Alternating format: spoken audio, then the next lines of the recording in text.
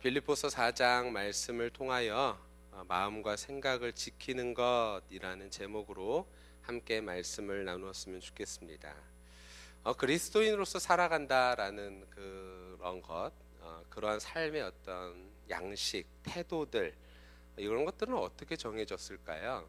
예를 들어서 오늘 말씀처럼 주 안에서 항상 기뻐하라, 내가 다시 말하노니 기뻐하라, 이런 삶의 태도들, 우리에게 요구하시는 삶의 태도들이 언제부터 어떻게 정해졌냐라는 것입니다. 주 안에서 항상 기뻐하는 것, 이것은 쉬운 일은 아닙니다. 그렇죠. 아무것도 염려하지 말고 다만 모든 일에 기도와 간구로 감사로 하나님께 아랜다라는 것도 쉬운 일이 아니라는 것입니다. 그런데 오늘 본문의 7절 말씀은 조금 더 충격적입니다. 무엇이냐면 주 안에서 항상 기뻐하고 그리고 감사하고 그리고 염려하지 아니하고 하나님께 기도하면 하나님께서 이 땅 가운데에서 상황을 바꿔주신다라고 기대할 만한데, 오늘 본문 말씀은 그렇게 이야기하지 않고 있습니다. 뭐라고 얘기하냐면 그리하면 모든 지각에 뛰어난 하나님의 평강이 그리스도 예수 안에서 너희 마음과 생각을 지킬 것이다 라고 이야기합니다. 어쩌면 우리의 기도의 제목과는 좀 다른, 그래서 우리가 기대하는 것과는 조금 다른 그런 이야기를 하고 있는 듯 보입니다.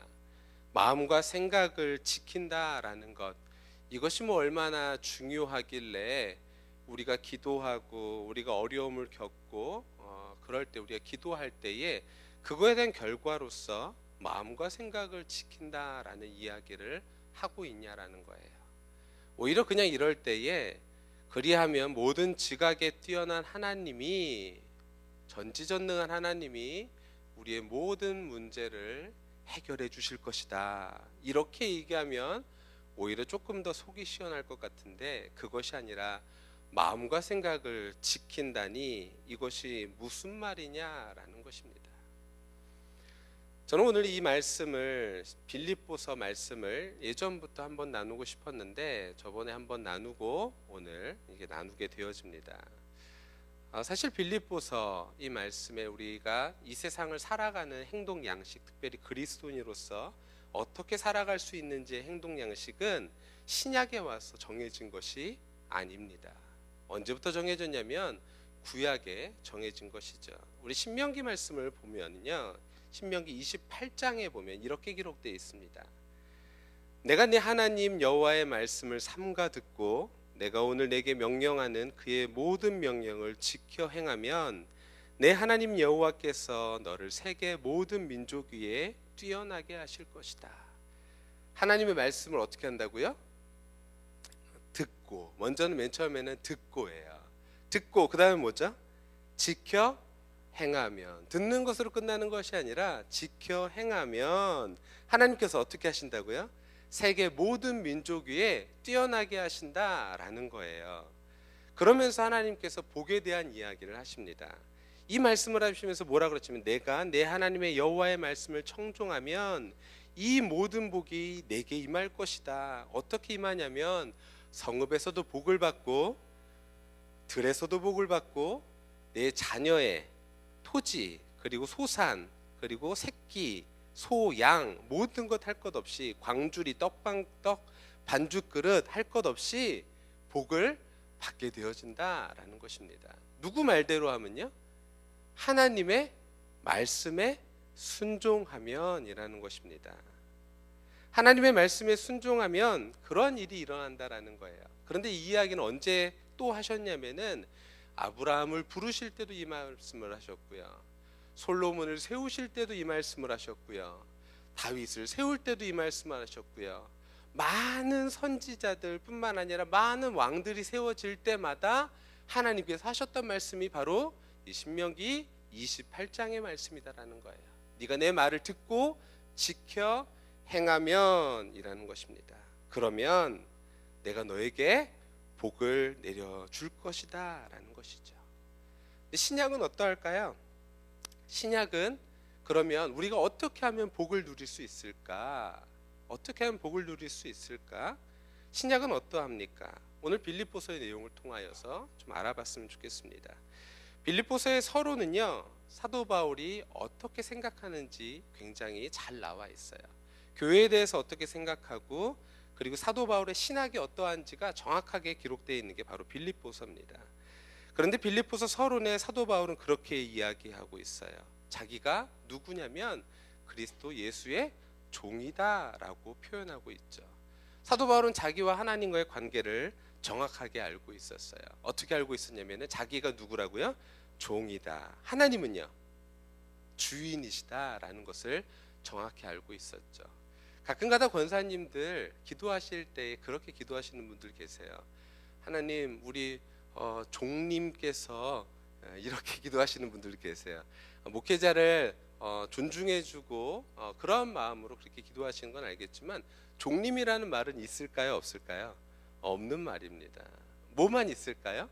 종만 있는 것이죠. 종에게는 어떠한 말을 할 수 있을까요? 높여주는 말을 해줘야 될까요? 낮춰주는 말을 해야 될까요?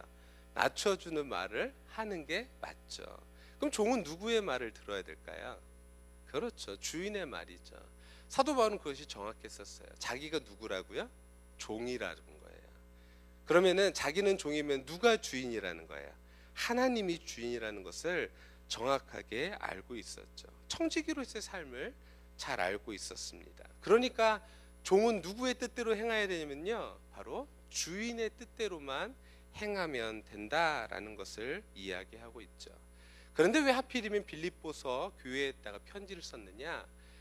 사도 바울은 두 가지의 이유 때문에 편지를 썼었어요. 하나는요, 당시에 빌립보 지역은요 로마 제국의 탄압 가운데 있었거든요. 근데 로마 제국은 어떠한 생각을 가지고 있었냐면은 누가 주인이다? 로마 황제가 주인이다라는 생각을 가지고 있었어요. 그런데 예수님이 주인이라고 말하는 사도 바울이 너무너무나 싫었던 거죠. 그러니까 로마에서는 사람들을 탄압하기 시작했어요. 그러다 보니까 누구까지 탄압됐냐면은 예수님을 믿지 않는 사람들까지도 탄압을 당한 거예요. 유대인들이요. 그러다 보니까 어떻게 돼요? 로마 제국에서 쫓겨나는 일들이 일어난 거예요. 그러니까 유대인들이 화가 나는 거죠. 뭐가 화가 나요? 야, 니네들 때문에 나도 피해를 봤다. 그러면서 일을 가는 거예요. 그러면서 이 사람들을 찾아다니면서 죽일 생각을 하고 있는 것이죠. 근데 그런 것들이 바로 빌립보 지역에서도 있었다라는 것입니다. 그래서 유대주의자들이 이 빌립보들을 외부적으로 공격을 했다라는 거예요. 이 사람들이 와해되도록, 야, 니네 때문에 우리가 문제야 라는 이야기들을 수도 없이 많이 했던 모양이에요. 바로 이것은 예수가 왕인 이 사상이 로마 제국과 틀렸기 때문에 그러한 일들이 일어난 것이죠. 두 번째로는 어떠한 갈등이 있었냐면요, 에바브로디도라는 사람을 사도 바울에게 보냈던 일로 인하여서 갈등이 있었던 모양이에요.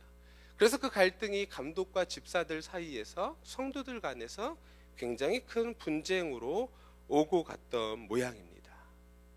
그런데 그것을 내비두면 될까요? 안 될까요? 안 되죠. 그러니까 사도 바울이 답을 줍니다. 답을 한마디로 말하면 지난번 설교의 내용인데 제목인데 무엇이냐면 사도 바울이 이렇게 얘기합니다. 복음에 합당하게 생활하라라는 것입니다. 다른 것으로 생활하는 것이 아니라 무엇에 합당하게 생활하냐면 복음에 합당하게 생활하라라는 것입니다. 이것이 바로 답이었어요. 복음에 합당하게 생활하는 것, 그것이 무엇인지 풀어낸 게 빌립보서라는 것이에요. 그러면서 첫 번째로는 이런 얘기를 했어요. 사도 바울이 갑자기 이런 얘기를 합니다. 무슨 얘기를 하냐면, 얘들아, 내가 지금 감옥에 갇혔거든. 감옥에 갇혔는데 그것이 문제가 아니야 라는 이야기를 하는 거예요.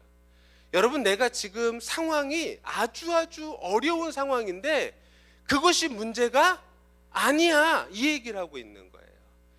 왜 그러냐면 사도 바울에게는 삶의 이유가 딱 두 가지가 있었거든요. 특별히 빌립보 교회에 원하는 것이 딱 두 가지가 있었어요. 무엇이었냐면 사도 바울이 이렇게 얘기하는 거예요.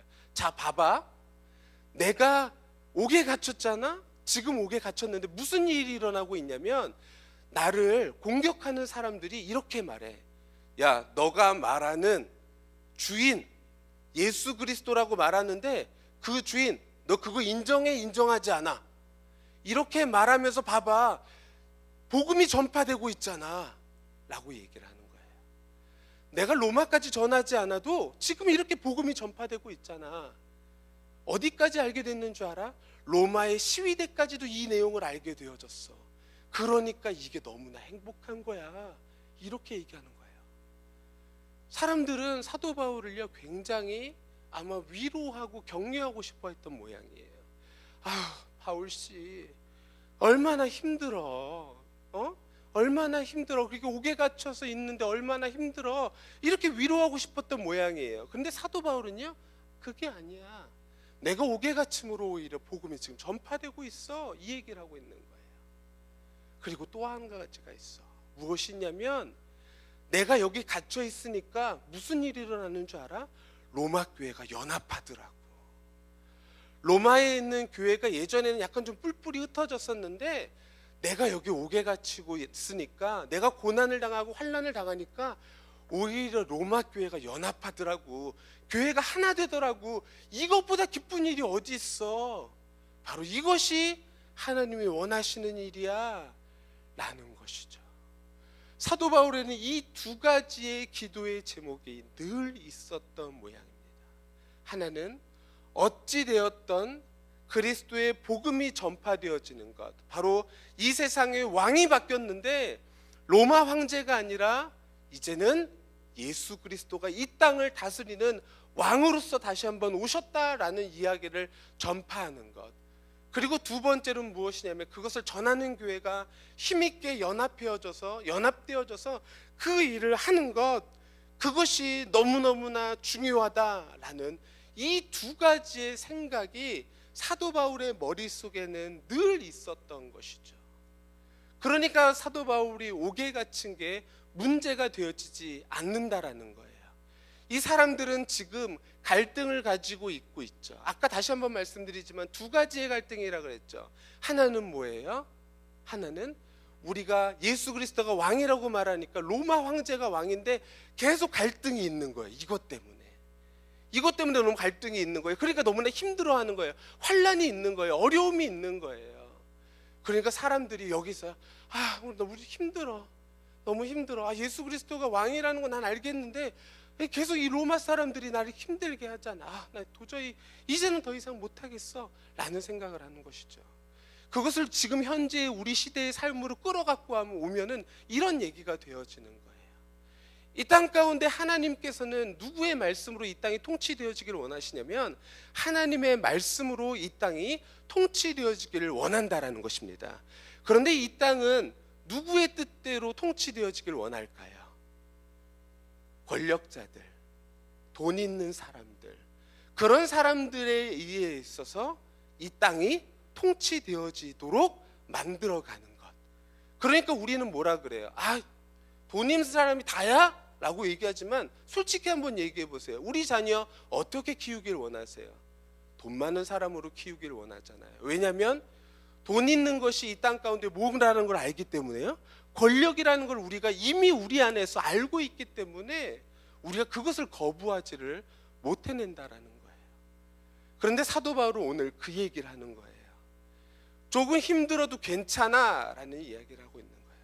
조금 힘들어도 괜찮아. 왜냐하면 그리스도가 왕이다라는 사실, 그리고 이 땅 가운데서 하나님께서 통치하시는 것이 맞다라고 우리가 이 땅 가운데 외쳐야 돼. 그런데 외치는데 그냥 외치는 것이 아니라 우리가 어떻게 해야 된다고요? 연합되어져야 돼. 하나 되어져야 돼. 에바브로 디도의 이 문제 가지고 교회가 갈라지면 안 돼. 힘들어하면 안 돼 라는 이야기를 하고 있는 이야기다라는 것입니다.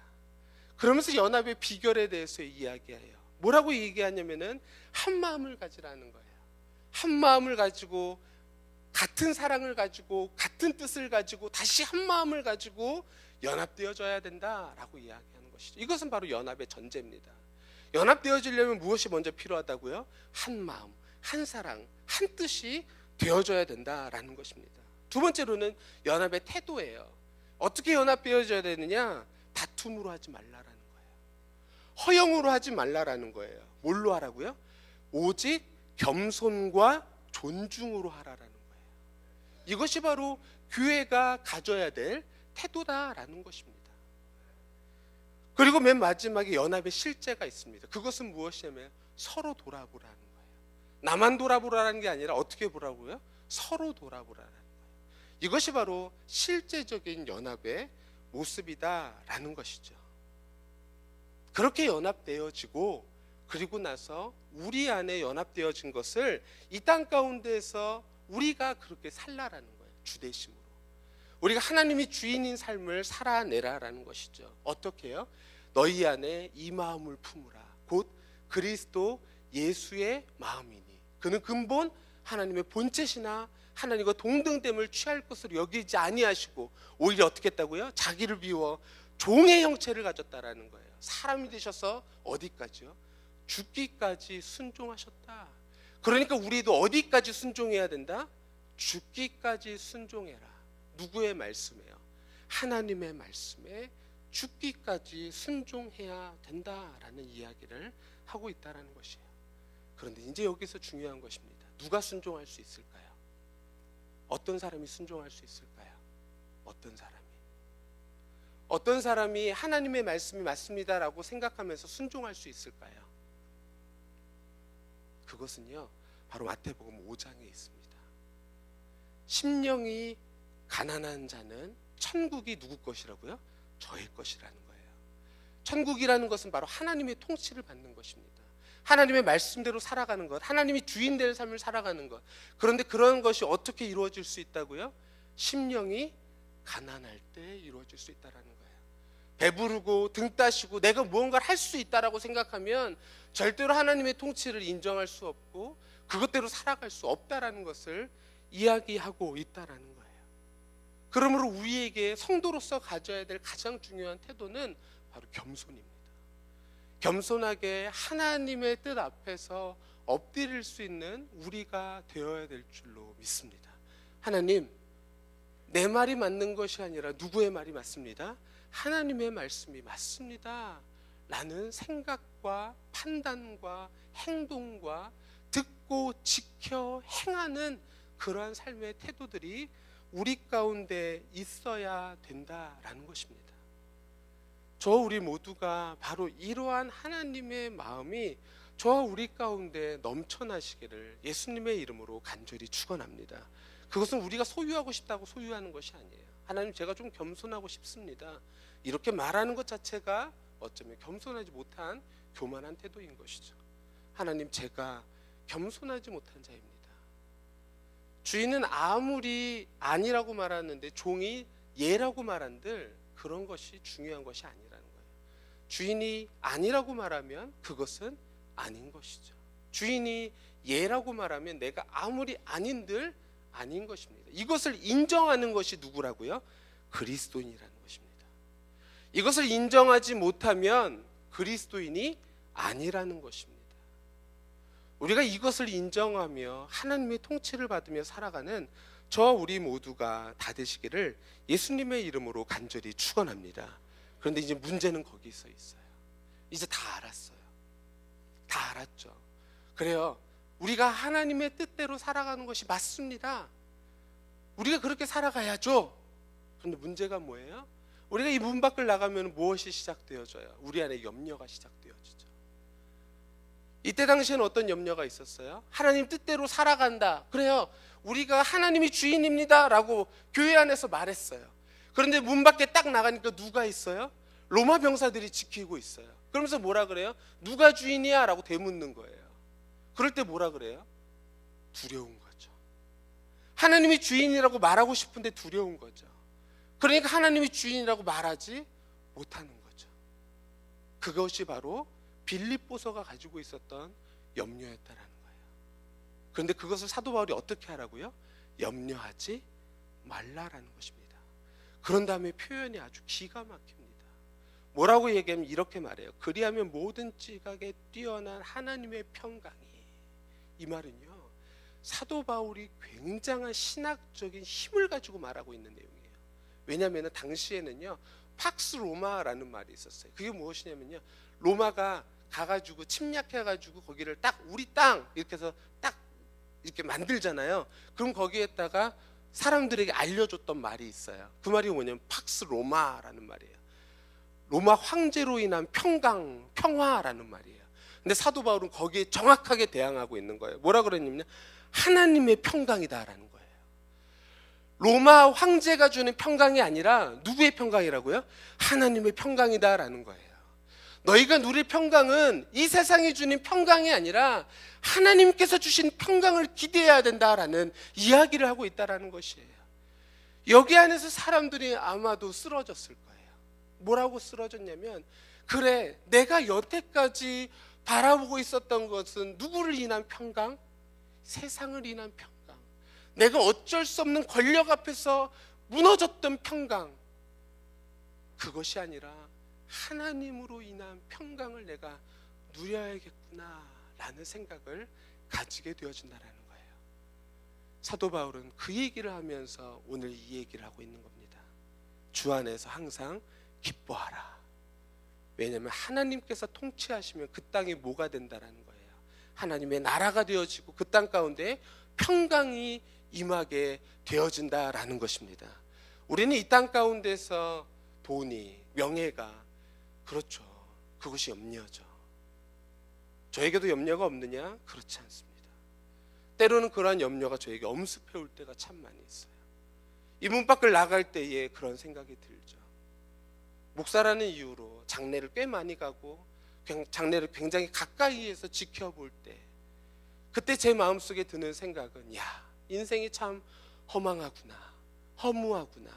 그런데 하나님을 믿고 끝까지 가는 사람은 그 인생이 참 복되구나라는 생각들을 가면서, 그래, 나도 끝까지 하나님의 말씀만 가지고 염려 없이 이 세상을 살고 싶다, 그래야지 하고 나서 장례식장을 나오면 무슨 생각부터 들어요? 염려, 근심, 걱정, 이런 것들이 저를 사로잡죠.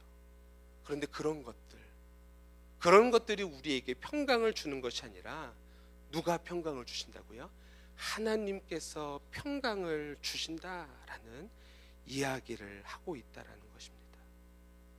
스프링벅이라는, 제가 예전에 한번 말씀드린 적이 있었는데요, 남아공 같은 데 가면은 야생을 뛰어다니는 사슴과 같은 녀석이 있어요. 그런데 그 녀석이 때로는 그 절벽 아래에서 몰살을 당합니다. 한두 마리가 죽는 것이 아니라 수십 마리, 수백 마리가 한 자리에서 몰살을 당할 때가 있어요. 근데 왜 죽냐 봤더니, 이 스프링벅이 뭐가 많은 녀석이냐면 겁이 많은 녀석이에요. 그래서 앞에 녀석이 뛰잖아요. 혼자 있기 싫어서 뒤에 녀석도 뛰는 거예요. 앞에 놈이 뛰니까 뒤에 놈도 뭐야? 같이 뛰는 거예요. 그러다 절벽을 만나요. 앞에 놈이 서지 못한 거죠. 그러니까 뒤에 놈이 어떻게 돼요? 같이 떨어지는 거예요. 그것이 우리의 시대의 모습과 비슷하다라는 거예요. 우리 시대에 이 땅 가운데서 요구하는 것, 야, 좋은 학벌, 좋은 돈, 좋은 학벌, 좋은 돈이 아니죠. 좋은 학벌, 많은 돈 있으면 얼마나 좋아. 그러니까 사람들이 그것만 보고 그냥 뛰는 거예요. 뛰는 거예요. 그런데 그러다가 스프링벅처럼 절벽을 만나서 함께 몰살할 수 있다는 것입니다. 우리를 일으켜줄 수 있는 것은 이 세상의 평강이 아닙니다. 우리에게 생명을 주는 것은 이 세상의 평강이 아닙니다. 무엇이냐면 바로 하나님의 평강인 줄로 믿습니다. 그러므로 우리 안에 하나님께서 주시는 평강을 누리는 저와 우리 모두가 다 되어졌으면 좋겠습니다. 그런데 그 시작을 사도 바울이 뭐라고 말하고 있어요? 주 안에서 기뻐하라라는 것입니다. 기쁨을 회복하는 거가 시작이 될 수 있다는 거예요. 기쁨이 없으면 하나님의 평강을 기대하기도 어려울 수도 있다라는 이야기를 문맥 안에 숨겨놓은 듯합니다. 우리 안에 참된 기쁨이 회복되어지시기를 예수님의 이름으로 간절히 축원합니다. 그런데 그것은 세상이 주는 기쁨이 아니라 어디서요? 주 안에서. 주 안에서. 사도 바울이 굉장히 좋아하는 표현입니다. 주 안에서. 교회를 가리킬 때도 주 안에 있는 너희에게. 왜냐하면 사도 바울에게는 공동체성이 중요하거든요. 공동체, 함께 생각하고 함께 기뻐하고, 그리고 그리스도 안에 있는 것 자체가 연합이고, 그러기 때문에 주 안에서 우리 모두가 주 안에서 기쁨을 누릴 때에 하나님의 평강을 누리게 되어지는 비결이 되어진다라는 것입니다. 그러므로 우리 안에 혹시라도 그리스도의 평강, 그것을 누리길 원하신다면 우리 안에 기쁨을 회복하게 해달라고 하나님께 기도하는 저와 우리 모두가 다 되어졌으면 좋겠습니다. 이것은 개인적인 차원이에요. 그럼 공동체적인 차원은 무엇이냐? 5절입니다. 너희 관용을 모든 사람에게 알게 하라. 관용이라는 말은 이러한 뜻이죠. 어떤 뜻이냐면은 에피에이케스라는 말로 온화, 아량이란 뜻이 있습니다. 근데 이것은요, 배려를 위해 자신의 권리를 당연히 포기할 수 있는 태도라는 것이죠. 이것이 바로 관용이다라는 거예요. 근데 그 관용을 누구에게 알게 알아요? 모든 사람에게 알게 하라라는 것입니다. 이것이 바로 공동체적인 모습이다라는 것이에요. 충분히 칼을 휘두를 수 있는데 칼을 휘두르지 아니하고 온화한 태도로 나갈 수 있는 것, 관용입니다. 온화할 수 있는데 하나님의 뜻이라서 칼을 휘두를 수 있는 것, 이것이 관용입니다. 그런데 그 관용 가운데 무엇이 전제로 되어 있냐? 그리스도 예수 안에 있다라는 것이 중요한 태도라는 거예요. 그 안에 기쁨과 감사가 넘쳐나는 내용이 있다라는 것입니다. 그러므로 우리 안에 다시 한번 이 그리스도 예수의 마음을 품으며 기쁨과 감사로 살아가는 저와 우리 모두가 다 되시기를 예수님의 이름으로 간절히 축원합니다. 우리가 마지막 때에 하나님 만나면 우리 아까 찬양했던 것처럼 무슨 얘기할 수 있을까요? 하나님께서 나의 인생을, 나의 삶을 인도하셨습니다. 주님의 은혜입니다. 감사합니다. 그것밖에 말할 수 있는 게 없지 않겠습니까? 그 하나님 만날 때에 우리가 기쁨으로 하나님을 배우는 저 우리 모두가 다 되어졌으면 좋겠습니다. 이제 지금의 설교로 저는 더 이상은 시온성교회에서 이 강단에서 모르죠. 앞으로 또 어떻게 될지 모르겠지만 일단은 어느 정도 시간까지는 제가 이 강단에서 더 이상은 설교하는 일은 없을 것 같아요. 오늘 말씀을 무엇을 전할까 여러 가지로 고민했었습니다. 그리고 나서 빌립보서를 마저 끝냈으면 좋겠다. 급한 마음이지만 그런 마음으로 오늘 빌립보서 말씀을 전했습니다. 복음에 합당하게 생활하는 저와 우리 모두가 다 되시기를 예수님의 이름으로 간절히 축원합니다. 우리 안에 기쁨이 회복되시기를 간절히 축원합니다. 모든 사람으로 인하여서 관용을 알게 되어지는 저와 우리 모두가 다 되시기를 간절히 축원합니다. 그리스도 예수의 마음을 품고 끝까지 살아가는 저와 우리 모두가 다 되시기를 예수님의 이름으로 간절히 축원합니다. 기도하겠습니다.